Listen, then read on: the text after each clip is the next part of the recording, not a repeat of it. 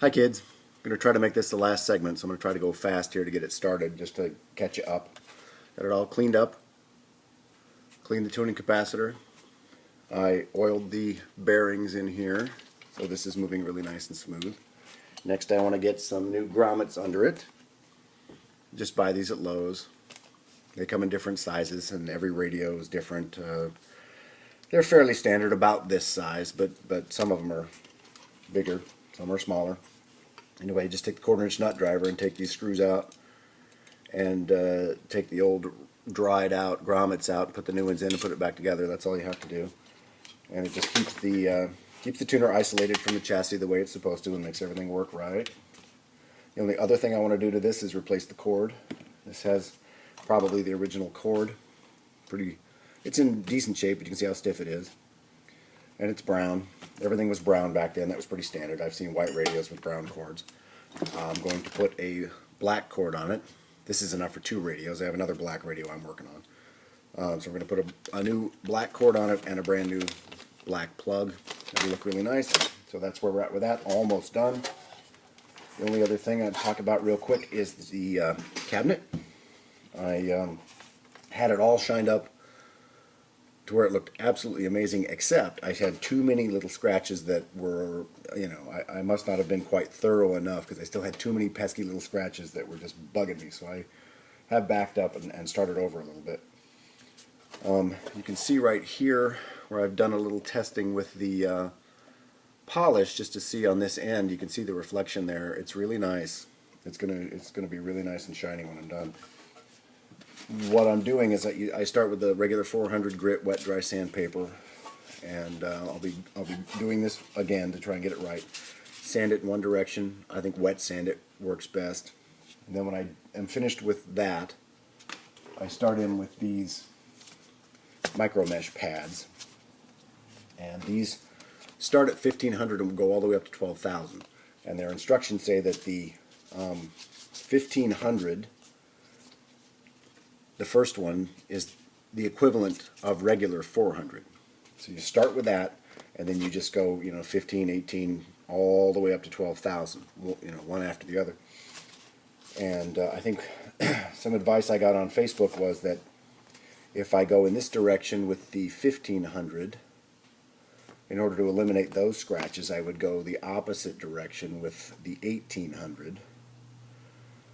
And then the next grit is 2400. I would go back to this direction, and so on and so on. Just alternate direction, and that way whatever scratches I put in with the first grit, I'm sanding out with the second grit, and then sanding those out with a third, and so on. Just to, I think that makes sense, and that's what I'm going to do. I think that's a sensible way to do it. These cost about $20. They come in a set. They're really nice. I had it all shined up basically just using these. It looked amazing just using these, and then I added the polish to it, and it was amazing. So I don't expect perfection. It's going to have some scratches in it probably that are going to stay. I won't quite be able to get rid of, but I'm just going to try to get it as nice as I can, and then shine up the sides and stuff too, although they're not too bad. They're not. So anyway, that's just catching you up. I'm going to make this the first part of the last video, so don't go away. I'm going to get some work done on this and then come right back. One game at a time, and that's what I look to next week or the week after that, but to stay focused just on what New Orleans next. No, that's what you got to do. You always got to stay in. 5th, 2019.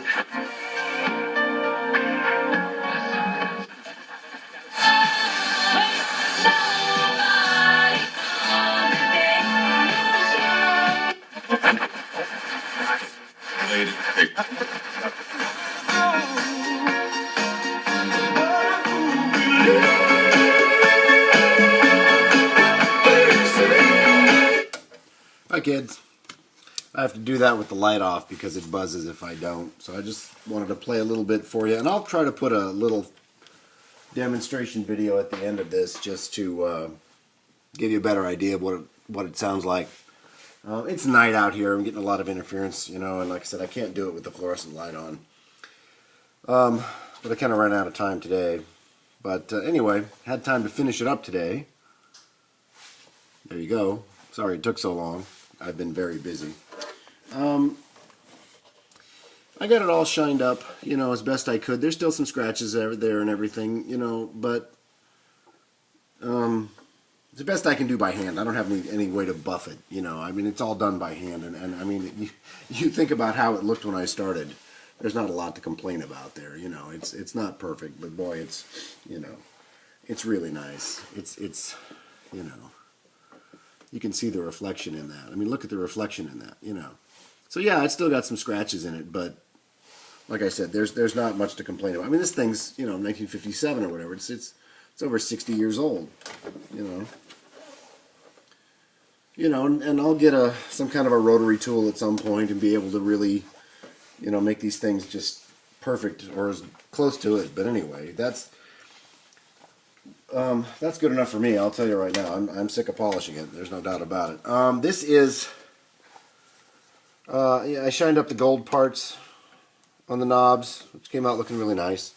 I repainted the letters. I just used what I had handy, you know. I'm just using acrylic paint, you know.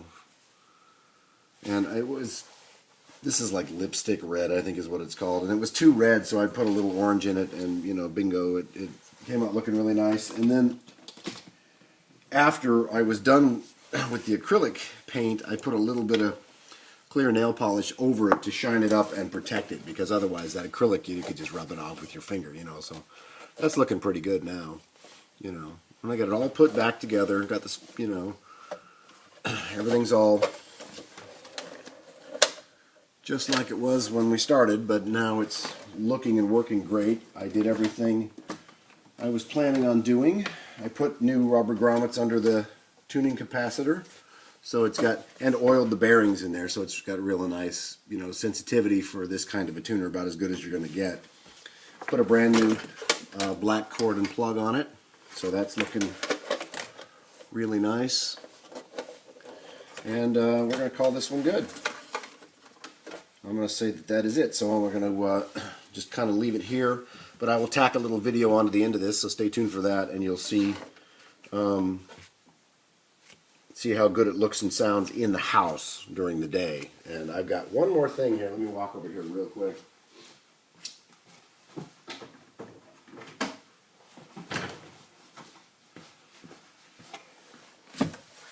I want you to stay tuned for this. I'm not going to show you what this is right now. I just want you to stay tuned for it, okay? This will be my next thing. Stay tuned for my next video to find out what's in the black box, because I think it's going to be a fun project. So, anyway, keep watching for the video on the Zenith, and we'll wrap this one up. And also stay tuned for my next video on this, because I think you'll like it. There you go. Thanks for watching. I've got something to say. It might sound crazy, but last night